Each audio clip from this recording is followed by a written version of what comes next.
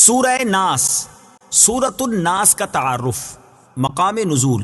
سورۃ الناس زیادہ صحیح قول کے مطابق مدنی ہے۔ آیات، کلمات اور حروف کی تعداد: اس سورت میں 1 رکوع، 6 آیتیں، 20 کلمات اور 79 حروف ہیں۔ الناس نام رکھنے کی وجہ: عربی میں انسانوں کو الناس کہتے ہیں اور اس سورت کی پہلی آیت میں یہ لفظ موجود ہے، اس مناسبت سے اسے سورۃ الناس کہتے ہیں۔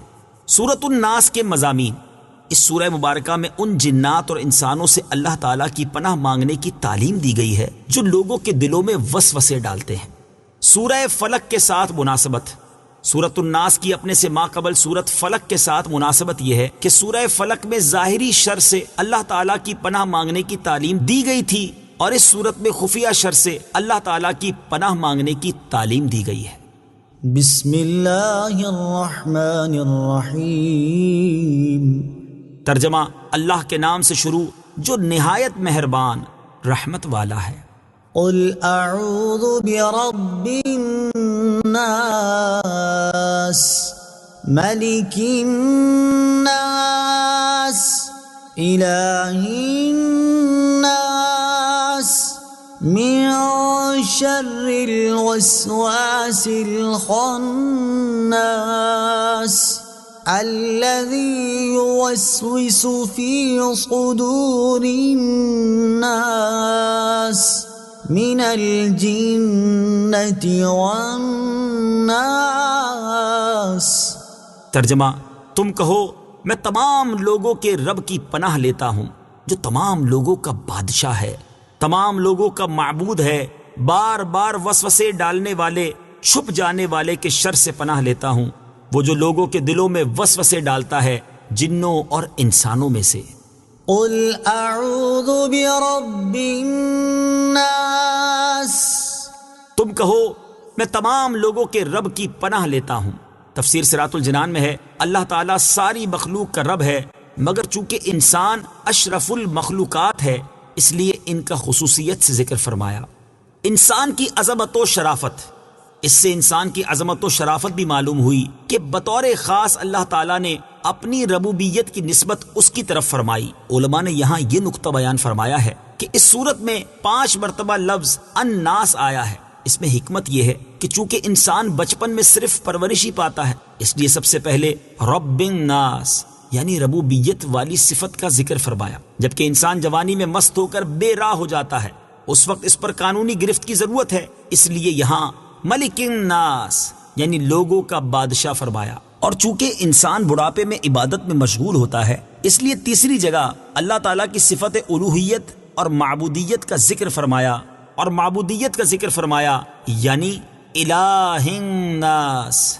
چوتھی جگہ الناس سے صالحین مراد ہو سکتے ہیں کہ شیطان عموماً انہیں ہی وسوسوں کے ذریعے عبادت سے ہٹانے کی کوشش کرتا ہے۔ اور 5ویں جگہ الناس سے مراد شر پسند اور فسادی لوگ ہو سکتے ہیں کہ وہاں لوگوں کے شر سے پناہ مانگی گئی ہے۔ ملک الناس، تمام لوگوں کا بادشاہ۔ تفسیر صراط الجنان میں ہے یعنی ان کے کاموں کی تدبیر فرمانے والا ہے اور سب کا حقیقی حاکم و مالک، کہ دنیا میں بھی کسی کو حکومت و ملکیت ملے تو اسی کی عطا سے ملتی ہے۔ الہ الناس، تمام لوگوں کا معبود۔ تفسیر صراط الجنان میں ہے معبود ہونا اسی کے ساتھ خاص ہے اور سارے لوگوں کا حقیقی معبود وہی ہے۔ من شر الوسواس الخناس، بار بار وسوسے ڈالنے والے، چھپ جانے والے کے شر سے۔ تفسیر صراط الجنان میں ہے اس سے مراد شیطان ہے، اور یہ اس کی عادت ہے کہ انسان جب غافل ہوتا ہے تو اس کے دل میں وسوسے ڈالتا ہے، اور جب انسان اللہ تعالیٰ کا ذکر کرتا ہے تو شیطان دبک رہتا ہے اور ہٹ جاتا ہے۔ وسوسہ اور الہام میں فرق: یاد رہے کہ برے خیال کو وسوسہ کہا جاتا ہے جبکہ اچھے خیالات کو الہام۔ وسوسہ شیطان کی طرف سے ہے، لہٰذا اس پر لا حول پڑھنی چاہیے، اور الہام فرشتے کے ذریعے اللہ تعالیٰ کی طرف سے ہوتا ہے، اس لیے اس پر اللہ تعالیٰ کا شکر کرنا چاہیے۔ نفس امارہ کے غلبے میں وسوسے زیادہ ہوتے ہیں جبکہ نفس مطمئنہ کے غلبے میں الہام زیادہ۔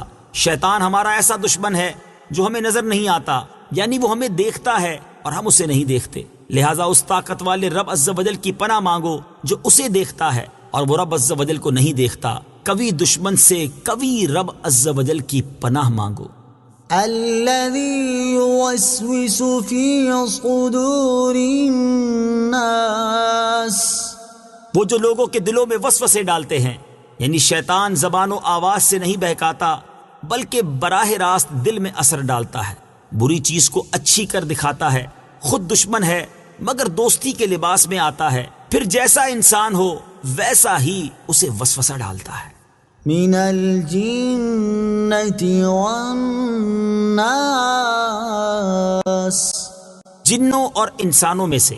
تفسیر صراط الجنان میں ہے یہ بیان ہے وسوسے ڈالنے والے شیطان کا کہ وہ جنوں میں سے بھی ہوتا ہے اور انسانوں میں سے بھی۔ جیسے شیاطین جن انسانوں کو وسوسے میں ڈالتے ہیں، ایسے ہی شیاطین انسان بھی ناسے بن کر آدمی کے دل میں وسوسے ڈالتے ہیں، پھر اگر آدمی ان وسوسوں کو مانتا ہے تو اس کا سلسلہ بڑھ جاتا ہے اور وہ خوب گمراہ کرتے ہیں، اور اگر اس سے متنفر ہوتا ہے تو ہٹ جاتے ہیں اور دبک رہتے ہیں۔ جنوں اور انسانوں کے شیاطین سے پناہ مانگے۔ آدمی کو چاہیے کہ جنوں کے شیاطین کے شر سے بھی پناہ مانگے اور انسانوں کے شیاطین کے شر سے بھی۔ اس سلسلے میں یہاں ایک مفید وظیفہ پیش خدمت ہے۔ چنانچہ حضرت عائشہ صدیقہ رضی اللہ تعالی عنہا فرماتی ہیں، بخاری شریف کی حدیث ہے کہ رسول اللہ صلی اللہ تعالی علیہ وآلہ وسلم رات کے وقت جب بستر مبارک پر تشریف لاتے تو اپنے دونوں دستے مبارک جمع فرما کر ان میں دم کرتے اور سورہ قل هو اللہ احد اور قل اعوذ برب الفلق اور قل اعوذ برب الناس پڑھ کر اپنے مبارک ہاتھوں کو سر مبارک سے لے کر تمام جسم اقدس پر پھیرتے، جہاں تک دستے مبارک پہنچ سکتے۔ یہ عمل 3 مرتبہ فرماتے۔